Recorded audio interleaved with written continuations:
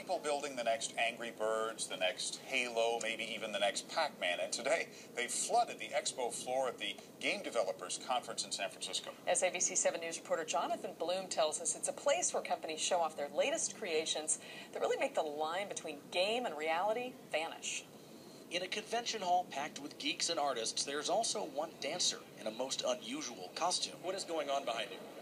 Motion capture, passive optical motion capture. Those little white balls help a computer convert this performance into digital animation. It's been used in the movies for over a decade. 10 years ago, an entry-level system was about $200,000, and it was difficult to use, and you had to staff it with people who were engineers. Now, for a few grand, independent game developers can do this in a garage or parking lot. It means game characters will move like real life at times when games themselves look more lifelike than ever. Just as how light reacts in the real world, you can now do that in your games as well. In the past, rendering engines like Unreal used so-called dirty tricks to make game characters look almost real without slowing down older computers.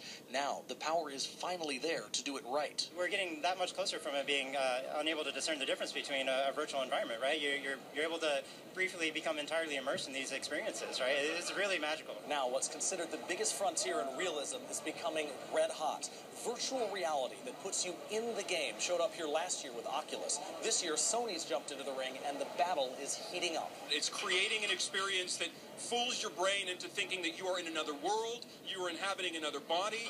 The sound is a huge part of that. The control is a huge part of that. Sony calls it Project Morpheus, a headset with special lighted controllers tracked by a PlayStation camera. When you have the headset on and a sound comes from behind you and you turn around, it's really an immersive experience. Meanwhile, Oculus is on version 2 of its headset. The first difference that's immediately noticeable is how much crisper the image is. It's still just for developers, and they're stoked. When I create things, I get to step inside those creations, which is just wonderful for me. So when can you get your hands on one? You know, if I told you, I'd have to kill you. Neither Oculus nor Sony has announced a release date, but industry watchers know this. For the hardcore gamers, this is going to be the next big thing. In San Francisco, Jonathan Bloom, ABC 7 News.